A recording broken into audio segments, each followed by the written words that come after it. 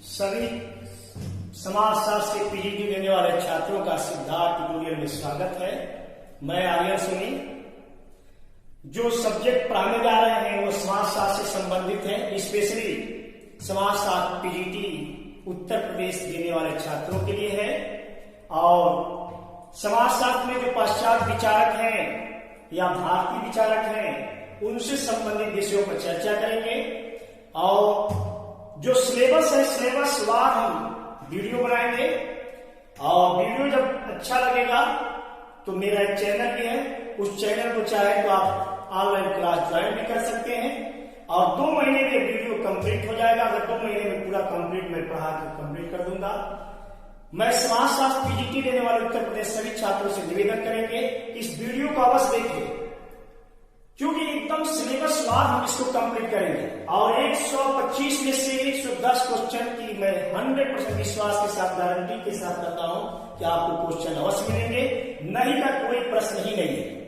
क्योंकि मैं भी समाजशास्त्र से यूपीएससी पीएससी कंटिन्यू दिया हूं, साथ ही साथ ऑब्जेक्टिव सब्जेक्टिव दोनों था, दोनों सब ग्रुप में दिया हूं।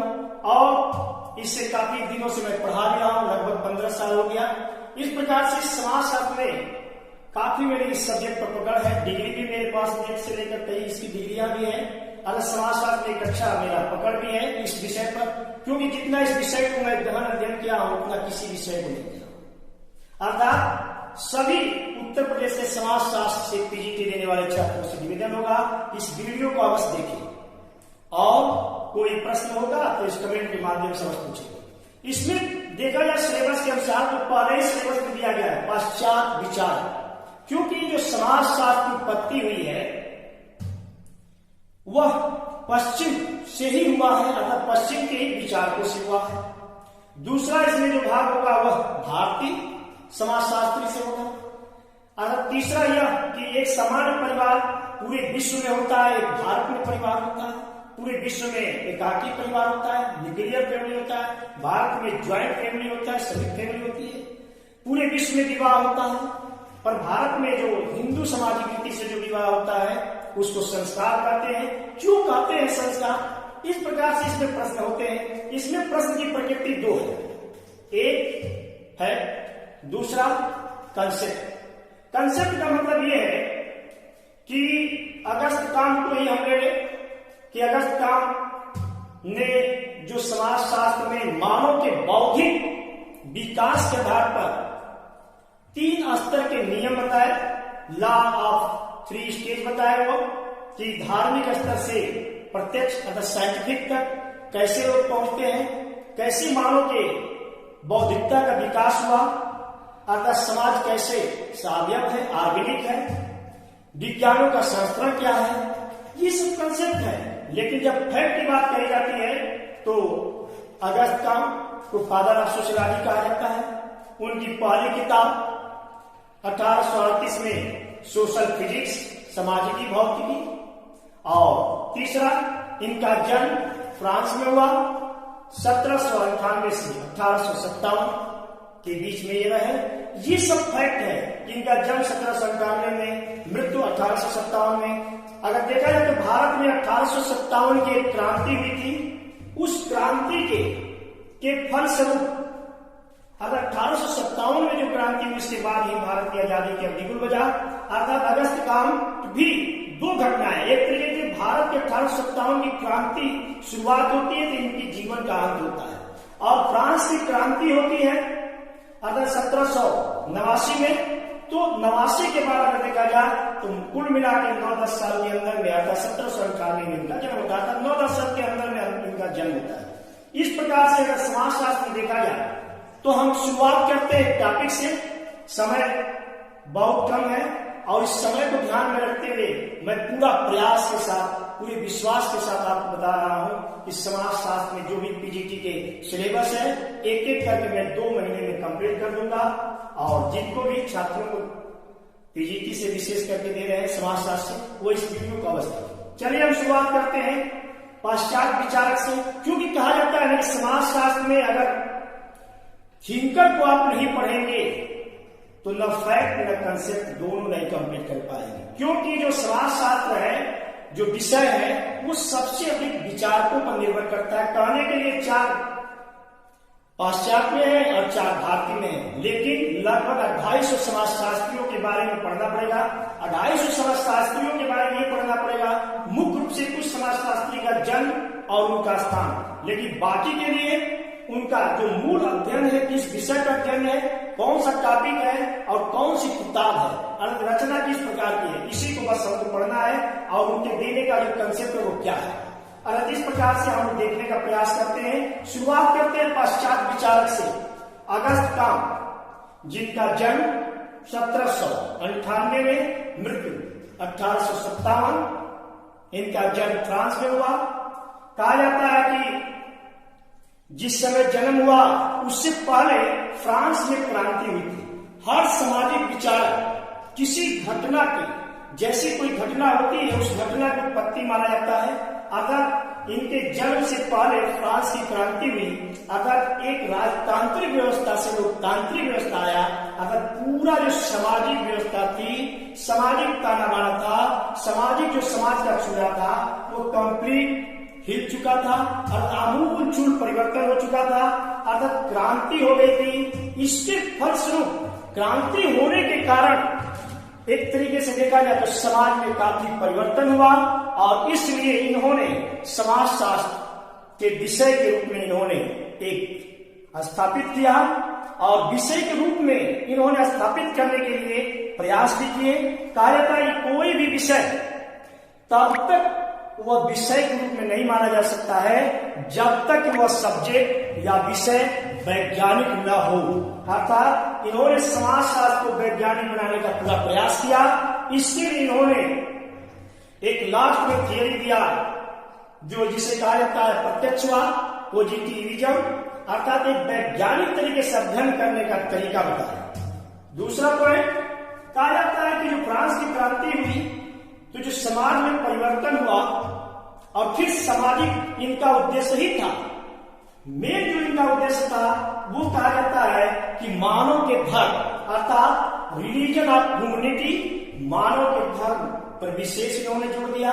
दूसरा पॉइंट था कि समाज का पुनर्गठन किया जाए, अर्थात समाज को कैसे पुनः गठित किया जाए, समाज को कैसे पुनः संगठित किया जाए, इस तरीके से इन्होंने जोर दिया। और दूसरी तरफ समाजशास्त्र को एक विषय के रूप में स्थापित करने के लिए इन्होंने साइंटिफिक तरीके से थियरी को जन्म दिया और अंत में वह उनका प्रत्यक्षवाद। डायरेक्ट क्वेश्चन आता है कि प्रत्यक्षवाद किसने रचना की है, अगर प्रत्यक्षवाद किसकी देन है, पॉजिटिविज्म किसकी देन है, अगस्त काम की। यह है क्या, जिस प्रकार से कहा जाता है कि हम विज्ञानों का अध्ययन करते हैं, अर्थात ठीक उसी प्रकार से सामाजिक घटनाओं का भी हम अध्ययन विज्ञान की तरह कर सकते हैं और कर सकते हैं, अर्थात प्रत्यक्षवाद एक थियरी देते हैं। इस प्रकार से समाजशास्त्र को विज्ञान बनाते हैं, अर्थात इसे समाजशास्त्र को समाजशास्त्र के रूप में स्थापित करते हैं। इसीलिए इनका नाम पड़ गया फादर ऑफ सोशियोलॉजी, अर्थात समाजशास्त्र के पिता कहे जाते हैं। इन्होंने शुरुआत में 1838 में एक किताब की रचना की, सोशल फिजिक्स, सामाजिक भौतिकी।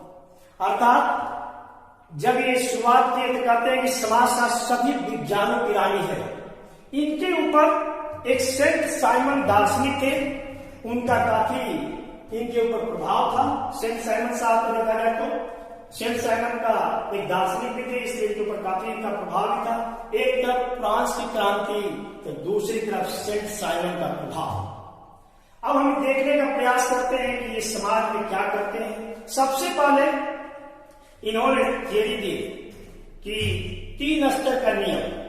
वो 3 स्तर का नियम क्या है, तो उन्होंने बताया कि मानव जो होता है, मानव की बौद्धिकता का विकास होता है, अर्थात जो मानव होता है उसकी बौद्धिकता का, बुद्धि का विकास होता है और स्टेप बाय स्टेप्स, अर्थात समाज में अगर देखा जाए तो एक तरफ संरचना होती है, दूसरी तरफ परिवर्तन। संरचना क्या करती है, उसे स्थिर रखती है, परिवर्तन समाज में होती रहती है और संरचना बनी रहती है और इस प्रकार समाज चलती रहती है। अर्थात मानव के जैसे जैसे बौद्धिक विकास होता है वैसे वैसे समाज का भी विकास, अगर समाज में भी परिवर्तन, अगर संरचना के अंदर परिवर्तन होता रहता है। एक प्रकार से प्रकार हो जाता है, फंक्शन हो जाता है, एक तरफ स्ट्रक्चर तो दूसरी तरफ फंक्शन। इस प्रकार से इन्होंने बताने का प्रयास किया कि प्रारंभिक समाज, अगर मानव का जो प्रारंभिक बौद्धिक विकास था वो क्या था, तो धार्मिक था, थियोलॉजिकल था।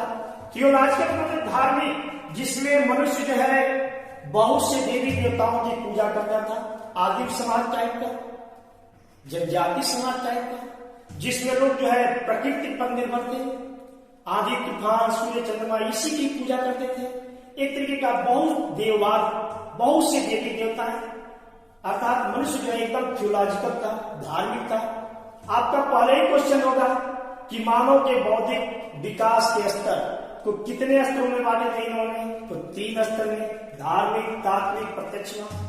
किसने जो है समाज को धार्मिक से प्रत्यक्षवाद की ओर रचना किया, किस आधार पर किए, तो मानव के बौद्धिक विकास के स्तर पर समाज के, अर्थात समाज का एक विकास किए, समाज को एक रेखी रूप दिए, अर्थात धार्मिक से साइंटिफिक विकास की गति को बताए, अर्थात मानव का जैसे जैसे विकास होता है, अर्थात मानव के जैसे जैसे बौद्धिकता का विकास होता है, वैसे वैसे समाज में परिवर्तन होता जाता है। अर्थात जब धार्मिक रूप था तो लोग प्रकृति की पूजा करते थे, अर्थात सूर्य चंद्रमा प्रकृति, जो भी प्रकृति में है, अर्थात बहुत देववादी था, अर्थात बहुत से देवी देवताओं की, अर्थात उन्हीं को सब कुछ मानते थे। लेकिन धीरे धीरे मनुष्य जो है विकास करता गया, तो धार्मिक से थोड़ा सा तात्विक में आया, मेटाफिजिकल, अर्थात थोड़ा सोचने लगा, तर्क करने लगा, विचार करने लगा, और विचार के क्रम में मनुष्य गति पाया, अर्थात परम तत्व क्या है, लेकिन उसका वास्तविक जो है एक तत्व तक नहीं पहुंच पाया। फिर धीरे धीरे वहां से मनुष्य जो है प्रत्यक्ष, अर्थात पॉजिटिव, अर्थात साइंटिफिक तरीके से अब हर चीज को मनुष्य जो है तर्क करने लगा, उसको प्रमाण देने लगा, साइंटिफिक तरीके से उसका क्रमबद्ध व्यवस्थित अध्ययन करने लगा, हर विषय पर साइंटिफिक तरीके से सोचने लगा, और इस प्रकार से जो है मानव का जो विकास हुआ, अगर मानव की जो बौद्धिकता का विकास हुआ, उसके साथ साथ समाज में भी विकास हुआ, उसके साथ साथ समाज में परिवर्तन हुआ, और इस प्रकार जो समाज है धार्मिक स्तर से निकलकर तात्विक स्तर पर, और तात्विक स्तर से निकलकर प्रत्यक्ष अर्थात साइंटिफिक हो गया। अर्थात आज का जो समाज है साइंटिफिक है, जो प्रारंभिक समाज था वो धार्मिक था, और धार्मिक और प्रत्यक्ष दोनों के बीच की अवस्था को तात्विक या मेटाफिजिकल कहा जाता है। इस प्रकार से ये तीनों क्वेश्चन आते हैं, एक फैक्ट के रूप में, दूसरा विकास के रूप में, तीसरा पूछा जाता है कि रेखी विकास या चक्रीय विकास।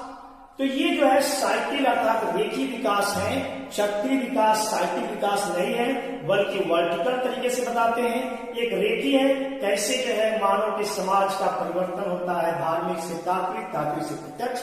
एक प्रकार का जो इनका विकास इवोल्यूशन है वो रेखी रूप में है, अर्थात यहां से एक क्वेश्चन बन जाता है। दूसरा क्वेश्चन, समाज का विकास कैसे हुआ, तो धार्मिक से तात्विक प्रत्यक्ष, अर्थात मानव के बौद्धिक विकास के स्तर पर इन्होंने 3 स्तर का नियम दिए। वो 3 स्तर का नियम क्या है, तो धार्मिक है, थियोलॉजिकल है, मेटाफिजिकल है, पॉजिटिव है।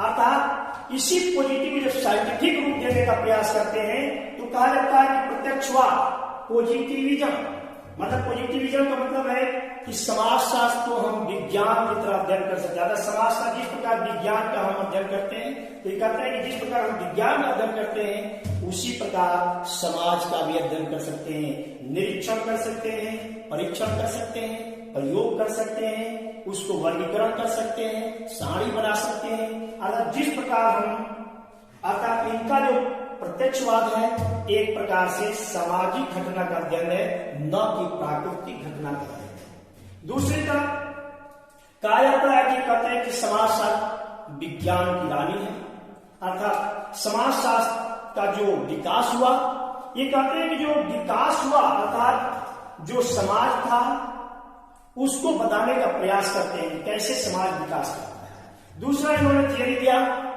कि समाज जो है 2 तरीके का होता है, एक सामाजिक स्थिरता जिसको इंग्लिश में कहते हैं सोशल स्टैटिक्स, और दूसरा समाज की गति अर्थात सोशल डायनेमिक। अर्थात जो समाज होता है, समाज में हम किसका अध्ययन करते हैं, तो समाजशास्त्र में किसका अध्ययन करेंगे, तो समाज का अध्ययन करेंगे। कोई भी समाज हो उसमें दोनों पॉइंट होंगे, एक सामाजिक स्थिरता, जो सामाजिक स्थिरता है, सोशल स्टेटिक्स है, उसे हम संरचना करते हैं, स्ट्रक्चर करते हैं। परंतु जो समाज में गतिकी होगी, अगर समाज डायनेमिक होगा, समाज में जो परिवर्तन आएगा, अर्थात जो सोशल डायनेमिक है वो समाज में परिवर्तन लाता है। इस प्रकार एक तरफ संरचना होती है, दूसरी तरफ परिवर्तन होता है।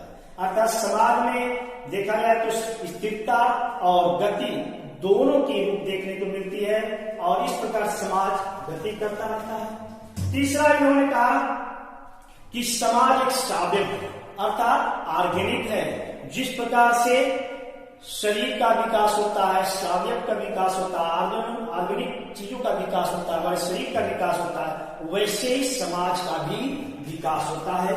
इसीलिए इन्होंने विज्ञानों का स्तर दिया, हायरार्की ऑफ साइंस, अर्थात हायरार्की ऑफ साइंस होता है, मतलब कि सबसे पहले कौन विज्ञान था, तो गणित था, उसके बाद खगोल आया, खगोल शास्त्र आया, उसके बाद भौतिक शास्त्र आया, उसके बाद रसायन शास्त्र आया, उसके बाद प्राणी शास्त्र आया, उसके बाद 6वें नंबर पर समाज शास्त्र आया। अर्थात कहते हैं कि प्रारंभिक जो विषय था वो सरल था और जैसे जैसे विषय आगे बढ़ते गए जटिलता, अर्थात घटती सरलता समानता और बढ़ती जटिलता। अर्थात समाज शास्त्र एक जटिल विषय है, अर्थात समाज एक जटिल है। अर्थात जो प्रारंभिक था गणित के ऊपर निर्भर किया, खगोल शास्त्र उसके अर्थात इन दोनों पर निर्भर हुआ, भौतिक शास्त्र उन तीनों पर निर्भर हुआ, रसायन शास्त्र उन तीनों चारों पर निर्भर हुआ, पांचों प्राणी शास्त्र और इन सभी पर निर्भर होकर समाज शास्त्र की उत्पत्ति हुई। अर्थात इसीलिए इन्होंने कहा कि जो शुरुआत में जो कुछ भी था वो सरल था, परंतु जैसे जैसे ये आगे बढ़ते गए वैसे वैसे इसमें जटिलता आती गई।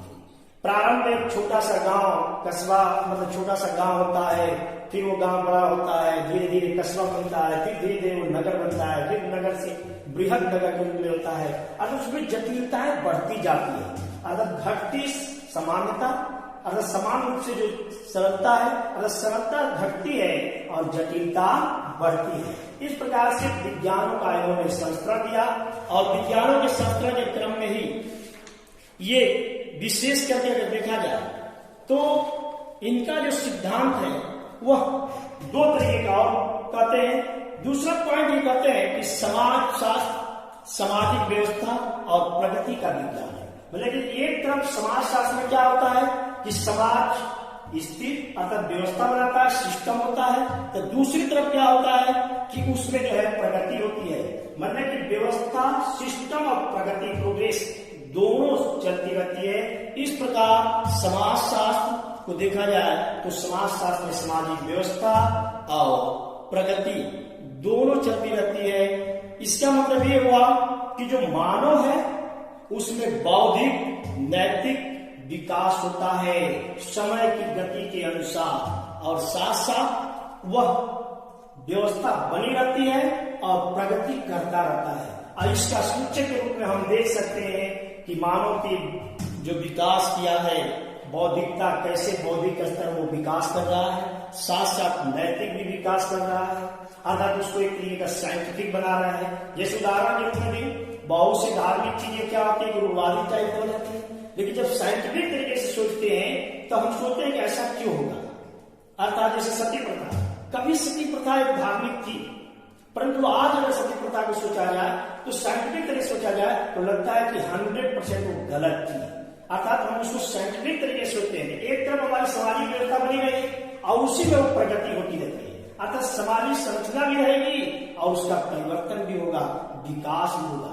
इस प्रकार से अगर देखा जाए तो अगस्त काम से जो मुख्य रूप से क्वेश्चन पूछे जाते हैं, पहला कि अगस्त काम का जन्म कहाँ हुआ, फ्रांस में, कब हुआ, 1791 में, मृत्यु कब हुआ तो 1857 में, अर्थात 1857 में इनकी मृत्यु होती है।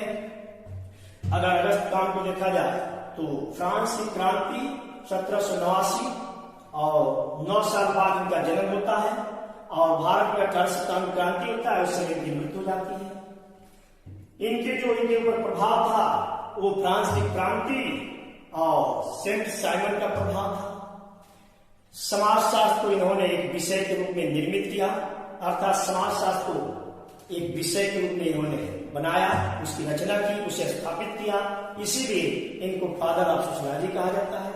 दूसरी तरफ फ्रांस की क्रांति के कारण समाज बिखर रहा था, तो समाज को पुनर्संगठित करने का प्रयास किए थे, समाज को पूरी तरीके से उसकी संरचना करने का प्रयास किए थे। और उसमें जो संरचना करने का प्रयास किए थे, तो उसमें जो महत्वपूर्ण पॉइंट था वो था मानव के धर्म, अर्थात रिलीजन ऑफ ह्यूमैनिटी। इस पर इन्होंने बहुत जोर दिया। अर्थात जो पॉजिटिविज्म थे, अंत में उसका उद्देश्य यही था कि मानवता के धर्म, अर्थात इसीलिए इस पर जो है थोड़ी सी आक्षेप होती है कि साइंटिफिक होते हुए भी फिर लोग जो है मानवता के धर्म को ला देते हैं। इस प्रकार से जब रिलीजन को ला देते हैं तो थोड़ा सा उनका पॉजिटिविज्म वहां आलोचना का कारण होती है। तीसरा, 1838 में इन्होंने एक किताब की रचना किया, सोशल फिजिक्स। चौथा, इन्होंने समाज में समाज की सोशल स्टेटिक्स, समाज की स्थिरता और समाज की गतिकी, अर्थात सामाजिक सोशल डायनेमिक शब्द को रचना किए। इसके माध्यम से समाज की संरचना और परिवर्तन को उन्होंने स्पष्ट किया। चौथा, इन्होंने प्रत्यक्षवाद थ्योरी दिया, अर्थात समाजशास्त्र को एक विज्ञान के रूप में स्थापित किया। उसको भी बताया कि जिस प्रकार से हम विज्ञान का अध्ययन कर सकते हैं, अर्थात जिस प्रकार से हम विज्ञान के अध्ययन करने के लिए कहा जाता है कि निरीक्षण, परीक्षण, प्रयोग, वर्गीकरण कर सकते हैं, ठीक उसी प्रकार समाज को भी कर सकते हैं। चौथा, 3 स्तर के नियम, लॉ ऑफ द 3 स्टेज। ये जो नियम है वो मानव के बौद्धिक विकास के स्तर पे है, जिसमें धार्मिकता थियोलॉजिकल, तात्विक मेटाफिजिकल, प्रत्यक्ष पॉजिटिव, अगर साइंटिफिक तरीके से। फिर इन्होंने बताया कि जो समाज है वो सावयव के ऑर्गेनिक के तरीके से होता है। चौथा, ये उद्विकासी सिद्धांत देते हैं, उद्विकासी में रेखी सिद्धांत को जन्म देते हैं। अगर कहते हैं दिन प्रतिदिन समाज वर्टिकल होता है, रेखी तरीके से विकास करता है। पांचवा, ये समाज को कहते हैं कि व्यवस्था और प्रगति दोनों होती है समाज में, और समाज में ये दोनों काम होता है। चौथा, इन्होंने विज्ञानों का संस्करण बनाया, हायरार्की ऑफ साइंटिफिक तरीके से बनाने का प्रयास किया।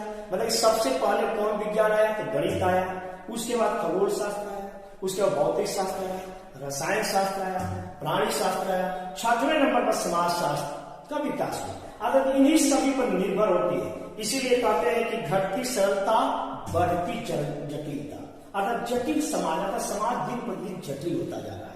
और इस प्रकार से इनके प्रश्नों को अगर देखा जाए तो एक क्वेश्चन यहां से हो जाते हैं, तो एक तरफ फैक्ट, दूसरी तरफ कंसेप्ट की जो मानव होता है उसके मस्तिष्क का विकास होता है। जैसे जैसे मानव के मस्तिष्क का, उसकी बौद्धिकता का विकास होता है, वैसे वैसे समाज का विकास होता है।